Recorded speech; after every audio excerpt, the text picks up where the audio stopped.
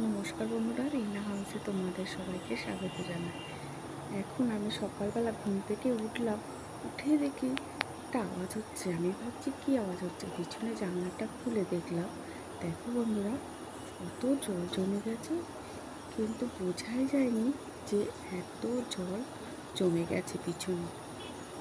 সুপারি গাছগুলো সব দেখছি উঠাচ্ছে, আর পিছনে কত জল জমে গেছে। দেখো, এবার জলের মধ্যে গাছগুলো সব নিয়ে আসছে।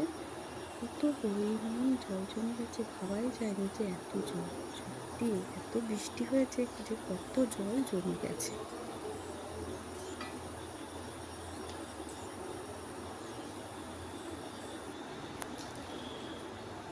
চলে এসেছি বন্ধুরা ছাদ গার্ডেনে। চলো ছাদ গার্ডেনটা তোমাদেরকে ঘুরে সামান্য দেখিয়ে দিই। দেখো, প্রত্যেক দিনের মতো টাইম ফুলগুলো কত সুন্দর ফুটেছে, আর ভালো লাগছে দেখতে। নিচের এই ফুলগুলো বেশ লাগছে। আর এইদিকে একটু অন্য ধরনের ফুল এসেছে বন্ধুরা। দেখো, এই কালারটা কিন্তু একদম অন্যরকম, খুব সুন্দর লাগছে দেখতে। এই জায়গাটা আজকে ওই কালারের অনেকগুলো ফুল ফুটেছে, এই দিকেও হয়েছে, কিন্তু এই দিকটা কালারটা একটু অন্যরকম। ওই দিকের থেকে খুব সুন্দর লাগছে। মধ্যখানে যে হলুদটা আছে, ওর জন্য বেশি ভালো লাগছে। আর দেখো, সাদা বোগেনভেলিয়াটা কখনো পিঙ্ক হয়, কখনো আবার সাদা হয়। এবার দেখছি সাদা হয়েছে অল্প, এই বৃষ্টির জন্য বেশি হতে পারি না, অনেক ঝরেও গেছে।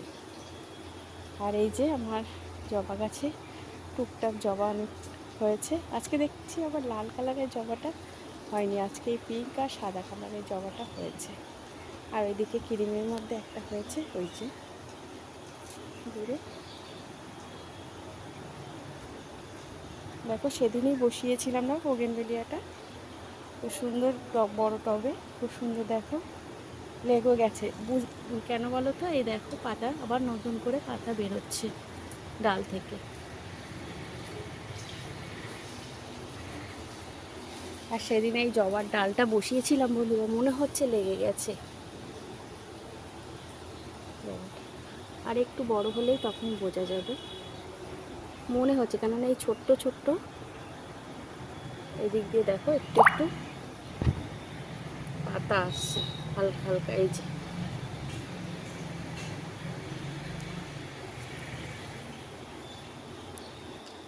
চলে এসেছি বন্ধুরা নিচে এসে। এই জোয়ানটা অনেক দিন হয়েছে, অল্পই ছিল, কিন্তু বানানো হচ্ছিল না, সময় পাচ্ছিলাম না। তা আজকে তোমাদের দাদাভাই বললো অল্প একটু জোয়ান আছে, তোমাকে দুদিন ধরে বলছি বানাতে, বানাচ্ছ না, আজকেই বানিয়ে ফেললাম। এই জোয়ান বানাতে একটু কী বলে দিয়ে দিয়েছি লেবুর রস আর ব্ল্যাক সল্ট দিয়ে বানিয়েছি। চলে এসেছি বন্ধুরা আবার। আর তোমার দাদা সবজি বাজারে গেছিলো, কী সবজি নিয়ে এসেছে চলো একটা জলদি তোমাদেরকে দেখিয়ে দিই।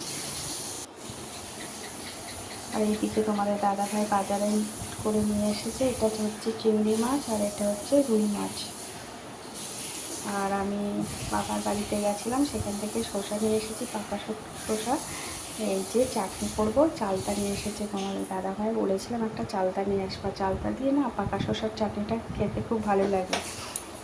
আর এদিকে দেখছি আমরাও নিয়ে এসেছে। প্রথমে চালতাটা পাইনি, ওই জন্য আমরাটা কিনে নিয়ে এসেছে, তারপর পরে দেখেছে চালতাটা পেয়েছে বলে আবার চালতাটাও নিয়ে চলে এসেছে। আমাদের বাড়িতে অরণ্যম পুজোটা হয় তখন না এই শসা দিয়ে চালতা দিয়ে চাটনিটা করে, বেশ লাগে খেতে। তাই আমি শসাটা নিয়ে এসেছি চালতা দিয়ে চাটনিটা খাবো বলে। চলো, কতগুলো সবজি নিয়েছে আমার বোঝাতে হবে।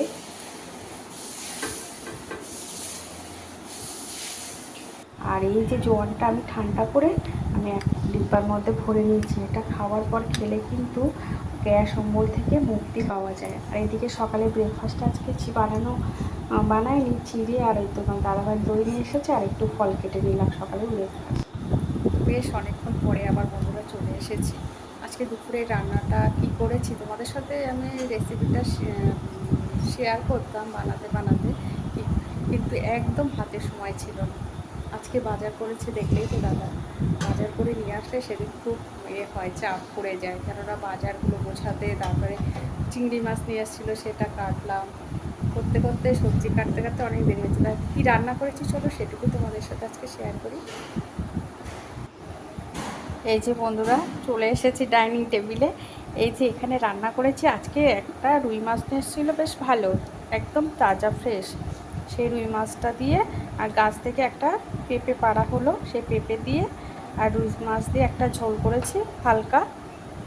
আর এই যে অল্প একটু বাড়িতেই চিকেন ছিল, সেটা আজকে ছেলে বললো মা চিকেনটা না একটু পেঁপে দিয়ে বানাবে আর আলু দিয়ে। তাই চিকেনটা অল্পই ছিল, এই চিকেনটা দিয়ে পেঁপে দিয়ে আর আলু দিয়ে একটু বানালাম। আর এটা তোমরা কেউ খেয়েছো বন্ধুরা?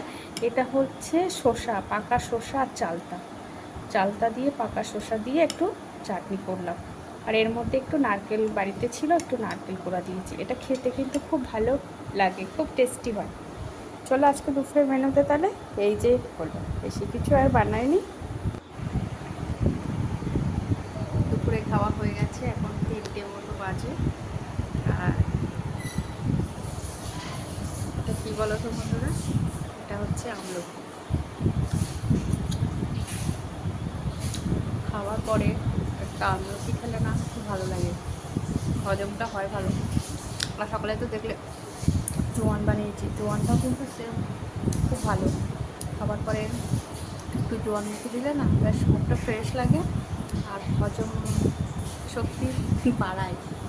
আমাদের বাড়িতে আমলকি তো থাকবেই, মাঝে মধ্যে আমলকি তো সবসময় তো পাওয়া যায় না, কিন্তু জোয়ানটা আমরা সবসময় 12 মাসের জন্য বাড়িতে বানিয়ে রাখি।